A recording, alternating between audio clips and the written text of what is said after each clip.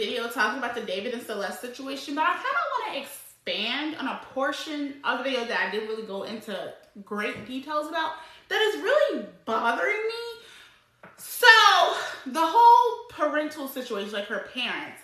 My thing is, Celeste had been missing for a year and a half, but she wasn't missing per se, right? She was like formally, like she was like missing, but like people knew where she was. People knew where to find her.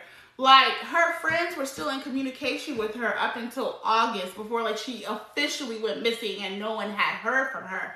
So I'm inclined to believe that mom, dad, whomever family knew where Celeste was, right?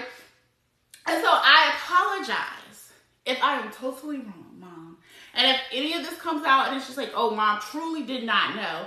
But I am on the belief that you knew where your daughter was this whole time. And I feel like you as a mother failed her. And so, like, there's so much information now. And I don't know what's real and what's fake. But apparently, Celeste's brother did go to the police to report his sister being with David, but because, you know, maybe because he was a minor at the time, his mom wasn't there to kind of back up the story or confirm the story or verify that information, the police didn't take it serious. And so the fact that even the teacher at her previous school was like saying that this girl had ran away before and to go be with some rapper in LA, like people knew, like she was telling her friends, and if y'all look at the messages and things like that, like Celeste was like keeping her friends updated and informed about her relationship or her alleged relationship with this rapper, with this singer David. And so I just feel like, I'm just gonna put it out there, like I don't feel like she had the family support and the love that she needed, because if you had a child that went missing and you were blessed enough to have your child come back unharmed physically, right? And how most parents are not going to give their child the opportunity to keep running away, because apparently she was a repeat runaway. Like she just kept running away to go be with this man. Like, ma'am, at that point we're taking our phones, iPads, TVs, everything. You only get books. You're only getting books. You know, because you think you're in love, you keep going back to this predator, and, you know, but this goes back to what I was saying in that last video, right? David was paying, allegedly, what is being said on the internet is that he was paying off the children that was going to her junior high just so they wouldn't say anything.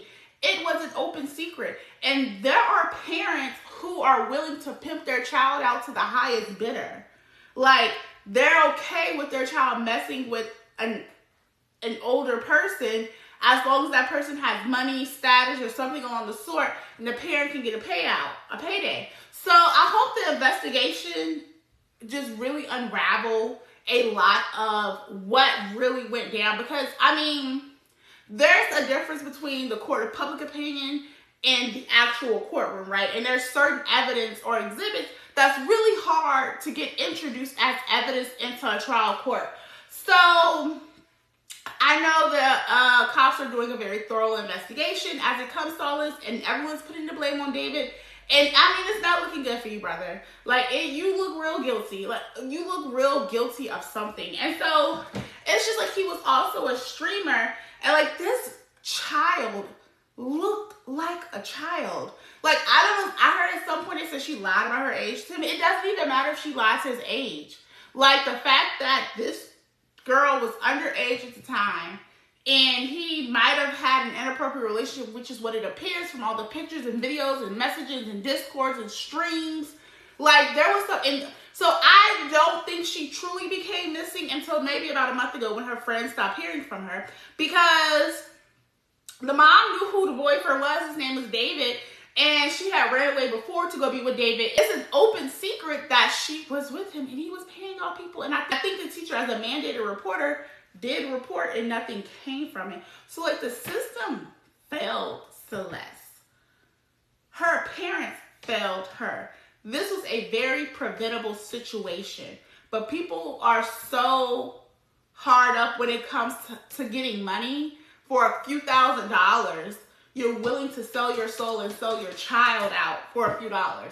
And I haven't really heard a whole lot of people talk about this. And that's why I only touched on it just a little bit in that last video. But my common sense is telling me, like, you knew where your child was. Because if the friends knew, you knew. Because, you know what I'm saying? The teacher knew, if the town knew, if the people knew what was going on, you knew. So I'm thinking this investigation is really going to unravel some very nefarious things the deeper that we get into all of this situation with David and Celeste in her family. Because I want to hear more from this brother. Like, the brother, I think, is now 18, and I wonder what his relationship is like with his mom, because apparently he did go to the police when he was 17 to try to report that his sister was with this older man. Like, what happened? You know, did the mom not go with him to the police station? Because that's what it seems like. Like, maybe they didn't take him as serious. But the rabbit hole goes deep. This is something nefarious. This whole situation is scary. But, this whole death that happened to this young child was preventable. Everybody knew, seemed like it. Mom, you knew. Dad, you knew. Family, y'all knew. The brother, you had to have known if the brother went to the police, like, y'all knew. It's sad, y'all. I want to know what you guys' thoughts are on this, because, like, so much keeps unraveling. Like, it's looking like he's a sociopath, y'all. Like, if he, like, it's just such a weird thing. It's such a weird thing. He had a song called Celeste that he apparently wrote about her. The song, I don't even know his songs like that, but apparently he wrote several songs about her. He had a funeral at his very first concert. And I'm gonna put a clip in that I saw about him just kind of like talking about like what inspires him. He likes anime, and you know, girl, just take a look at this clip.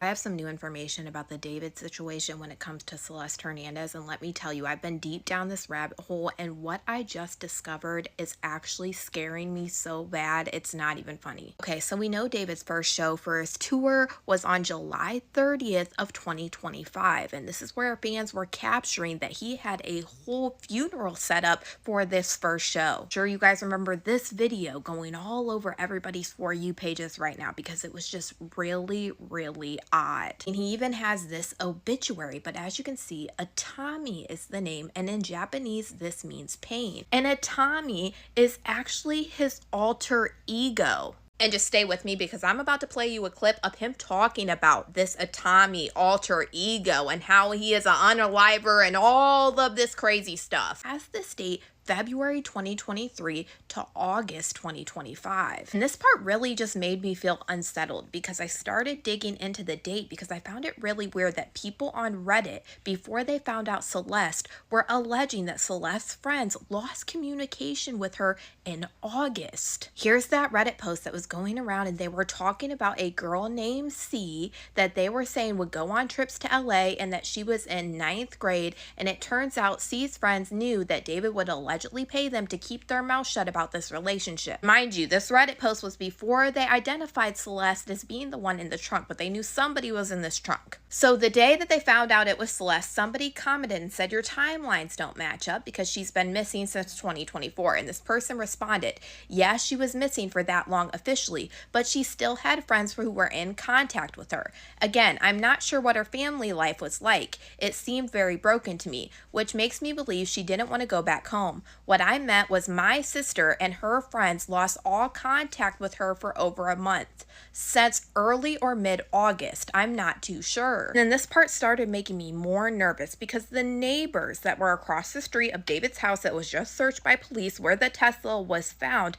was turned in by neighbors for being abandoned. Sources from that neighborhood said the car had been sitting in that spot on Bluebird Avenue for at least 3 weeks. Based off timelines from reports, we know that this car would have been towed in the early part of September, because it sat in the tow yard for a few days before they noticed the smell coming out of it.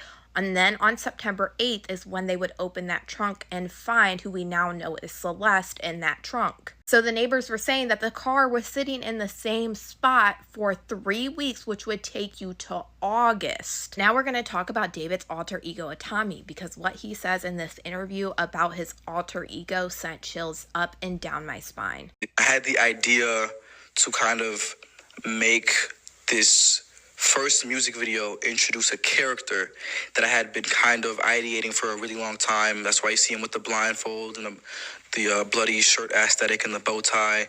I'm really big into anime and I'm really big into manga. And I wanted to make my own manga series at one point, and I was writing a lot of poems and writing a lot of things for it. And a big part of that manga was an evil version of me named Itami, which means pain in Japanese. And he wears his blindfold, and he's basically an agent of chaos and kind of my alter ego. And the story of the manga went like I was a detective, and there was an evil version of myself that would kind of come out at random moments, kind of like Fight Club with Tyler Durden. And he would commit the crimes that I would have to solve as a detective. So like when I was as a detective, I'd be like solving murders that I'm committing myself. And it was like a cool little story. I didn't think anything would come of it. Like it was in the vault for like months and months and months.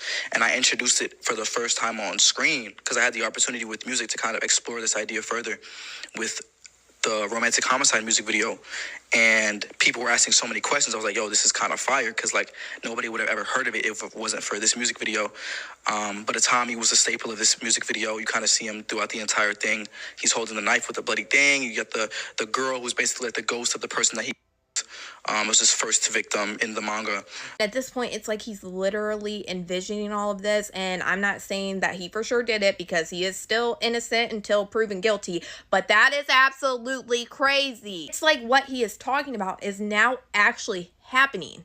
There is no dang way.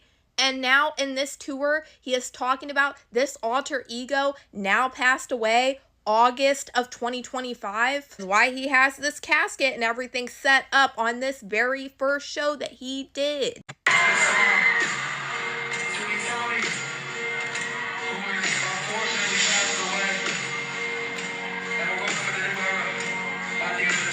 The same exact time frame that neighbors are saying that car was parked across the street from where he lived, and also Celeste's friends are saying that is the last time they talked to Celeste was sometime in August. Now at this point, I am honestly really disturbed. If it comes out that David is in fact guilty at this point, it really could be premeditated. I feel like at this point I have been way too far down this rabbit hole because it just keeps going and going, and I swear each time I am getting more and more disturbed. Well, let me know what you guys think about all this in the comments. So y'all just seen that clip. It's just like, I don't know, y'all. I want to keep talking about this because like I'm so like baffled by this whole situation, how something like this could even happen, when I feel like it was very preventable if her family would have stepped in and taken care of this child and, you know, all of the things. But anyways, you guys, I gotta go. My name is Brittany Today. Make sure you like, comment, and subscribe, and I will see y'all in the next video.